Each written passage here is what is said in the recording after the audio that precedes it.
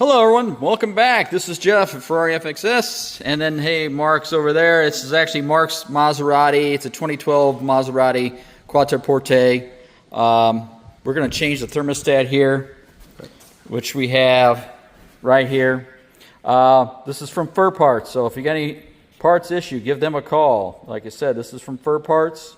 So anyway, we're going to go ahead and put this on and see how it goes. But first thing we're going to do is we're going to remove this shielding here, and then we're going to try to remove this. Where this is like the secondary air. Secondary air valve. Secondary air valve, and then the thermostat is right down there. So that's what we're going to do. All right. Anyway, this is our thermostat. We got a new O-ring. Like I said, Ferrparts. Maserati, Ferrari, Lamborghini. So if you got anything, give them a call. All right, looks like this fits on here. We're gonna stick that on there. It looks like it fits in there nicely. So we'll probably put a little sealant on that. Might put a little Hylamar on this when it gets to the point where we install this, just to give it a little extra. I mean, you probably don't need to, but I always like giving a little bit extra. But anyway, we'll just let that sit there for right now, and then continue to take this apart over here. I guess he's going to remove all these screws here, all around. It looks like he's got a couple up here yet on both sides, and then this piece should come off. So we've got the cover off, and like I said, we're going to try not to remove this air box and see what happens. I guess the next thing we're going to do is remove this valve here for the secondary air, and then see how much, because the screws go up vertically. So, hey, we're going to try to cheat it if we can. All right, the next step we're going to do is we're going to drain the coolant. So to do that, we're going to remove these under trays, and we're going to move both, the aft first and then the front. As you can see here, the aft and then the front. Looks like a couple 10s, a 17 possibly. Yep. And then some Allens look like on the front tray. They're Torx. Are they Torx? Yep. All right. So we're going to go ahead and remove that and see what happens. All right, we've got all the trays off, the front, the rear, all these are off. Looks like on the driver's side here, there's a drain plug. So we're going to remove that and see if we can drain it. Without making a mess? Yes. So other than that, other option is to take the tube off on this side, but that will be more of a mess. So we're going to try to take this off here and see what happens.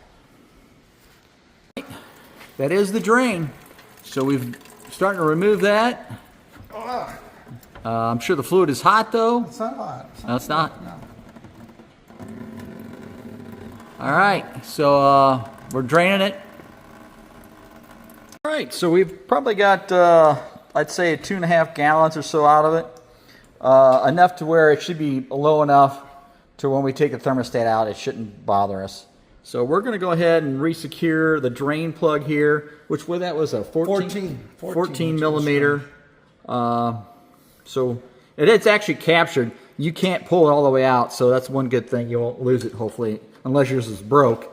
But we're going to go ahead and put that back in, and then lower the car back down for right now, and then start pulling the thermostat.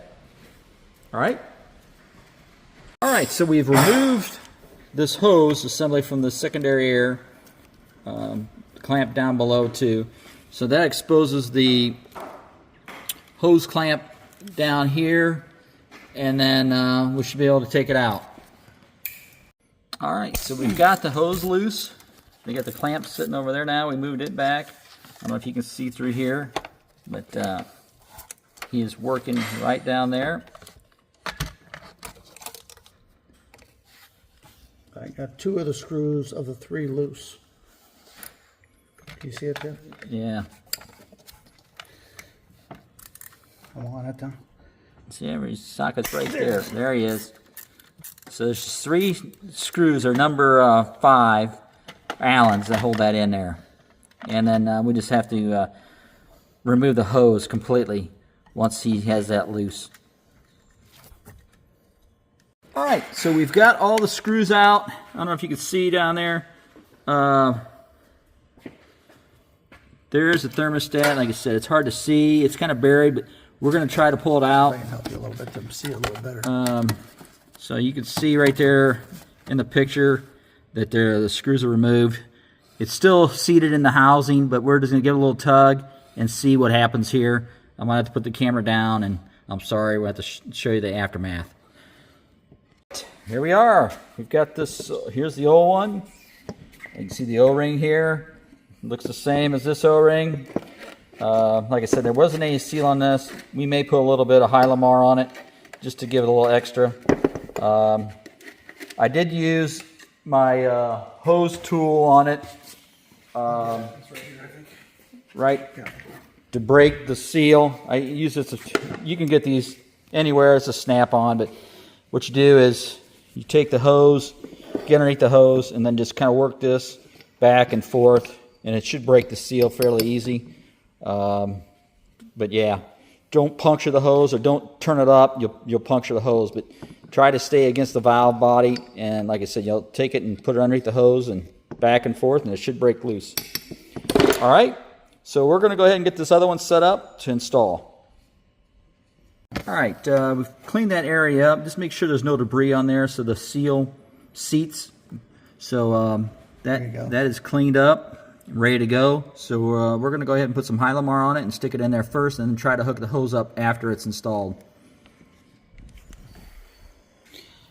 All right, so we've put some Hylamar on there. Like I said, when you're using this stuff, don't use very much. Thin coat goes a long way. Just like RTV, you don't want to use a lot. You just want to use barely enough to coat it, because you get too much in there and then it gets in your coolant system, where this actually will dissolve a little bit, so that's why I like using it instead of RTV. But anyway, we're going to go ahead and get this installed.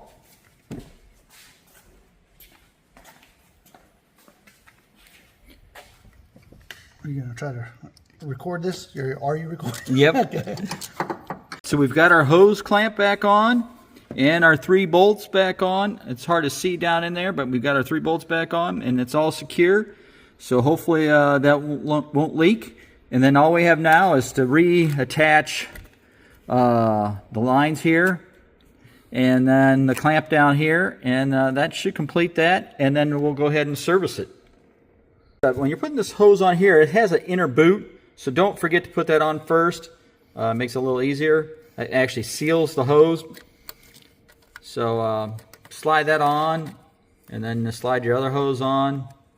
We may want to put some oil on this, but yeah, you might have to use some Vaseline or oil or something on it to get it to slide on a little easier. I think we do, Jeff. All right, let me go grab some.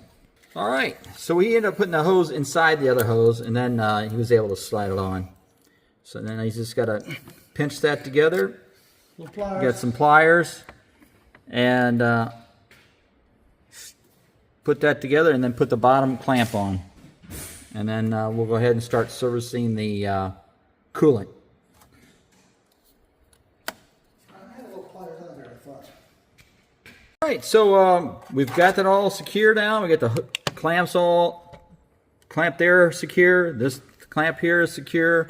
The pneumatic line is secure. So we're going to go ahead and then service the coolant at this time.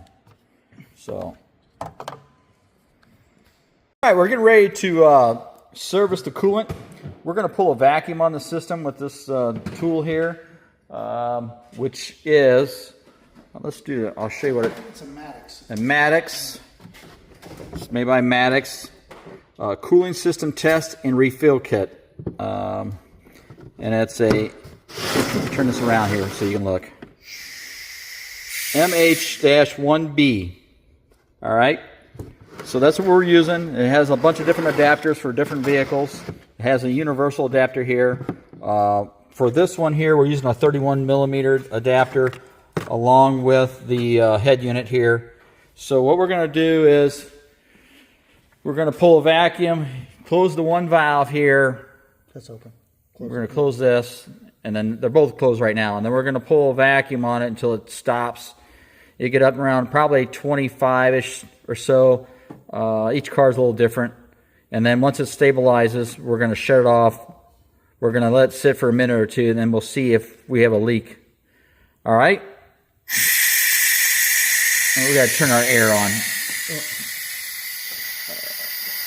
Here, open that valve, the other valve mark on the right. Yeah.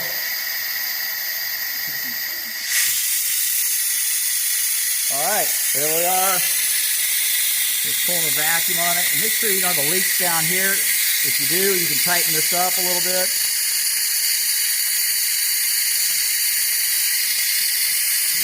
All right, so it's pulling the vacuum there.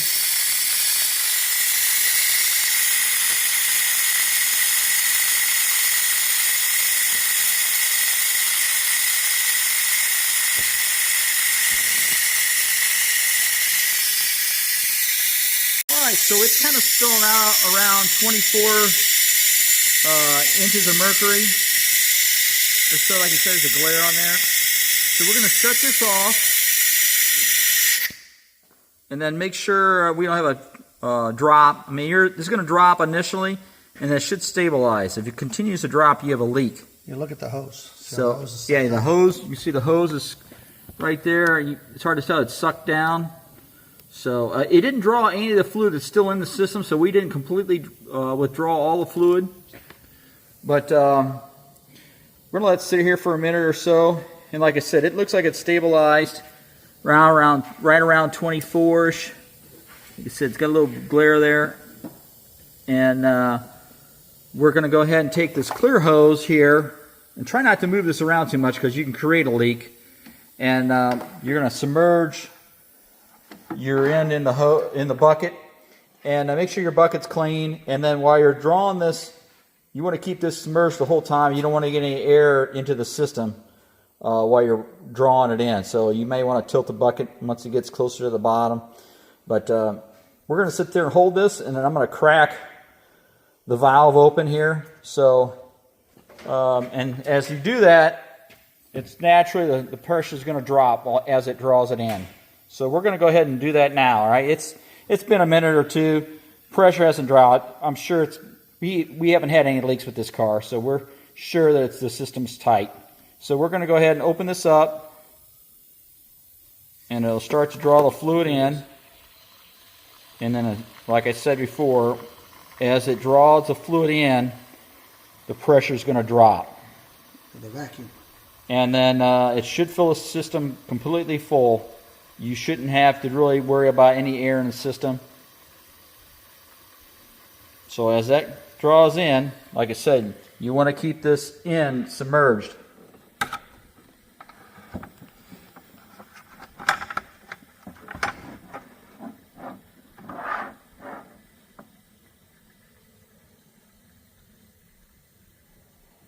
think that once we see this bucket start coming up, we don't need to fill it all the way up. Yeah. I mean, once the pressure gets to zero, it should be done. Well, I was going to fill it all the way up, though. Yeah. We may want to pull it a little soon. See. Okay, you want to go now? Yeah, stop. See, All right. it's already up there. All right, so we've stopped. It's almost emptied the bucket. Our reservoir here is at the proper limit. We'll have to, double check it here once we pull this off, and then have it running and everything. We'll recheck the fluid once it gets hot and that. So we're going to go ahead and pull this off right now. Pull the tool off. Like I said, it's about half full. We're going to run the car, check everything out, and then recheck the level. All right, we're leak checking the thermostat housing right now. I don't see any leaks. Looks good. Hose looks good. So see the thermostat straight down right there. We're going to now watch our coolant level. Our coolant level is about halfway. It's right here. It's hard to see, but we'll go on this side. So it's half right at the seam here is where our level is currently. So we'll let it sit there and run. It may drop a little bit. Now you want to turn the heat all the way up, blower all the way high to bleed the system properly. So we serviced this with Xerox G30. Okay, this is what the car recommended. So we put in about 2 gallons of this right as of now. Like I said, we may have to top it off.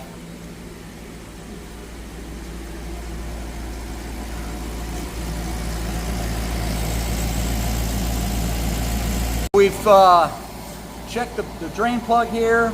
It's not leaking. It's nice and tight, dry. So we're going to go ahead and put these under trays back on, and then she'll be able to lower the car once that's done, and put the upper trays back on, covers. So we're going to proceed on. So we're finishing up the bottom. We've installed the trays, front tray, rear tray here. They're all installed. Go down here and see they're all installed now. So we're going to lower the car and install the upper covers, and this should complete this. So we're going to go ahead and do that. All right, so we've got lower covers, the upper covers back on. The coolant level is halfway here. He may have to adjust that after driving a little bit. No leaks. We double checked the hoses and that. The thermostat was good. The drain port for the radiator was nice and dry and secure. So this should conclude the thermostat change on a 2012 Maserati Quattroporte. Stay tuned, we have some stuff coming up. So I'll catch you next time.